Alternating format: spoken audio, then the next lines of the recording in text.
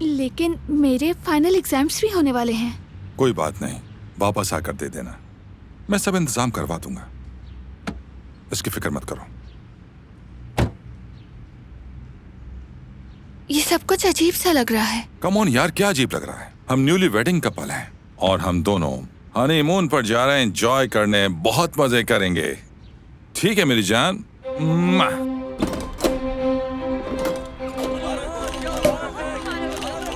तुमने तो कहा था कि शादी की तकरीब नहीं अरे हम करेंगे। नहीं कर रहे, ये तो सब आने वाले मेहमान कर रहे हैं। लेकिन ऐसा क्यों ये बात किया? छोड़ो अभी। Excuse me ladies and gentleman, मुझे खुशी है कि आप हमारी शादी पर आए, लेकिन हम चाहते हैं कि आप रेस्टोरेंट में जाकर जश्न मनाएं। हम कोशिश करेंगे कि कल वीडियो कॉल पर आपसे राब्ते में रहें। आ जाओ।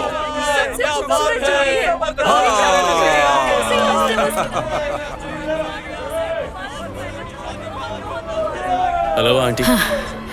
क्या मैं पूछ सकता हूँ आप यहाँ क्यों खड़ी हैं? अपनी बेटी की शादी में क्यों नहीं जा रही? जाऊं न जाऊं उसे फर्क नहीं पड़ता। ये कैसी बात कर रही हैं? चले आइए मेरे साथ, आइए जल्दी आइए।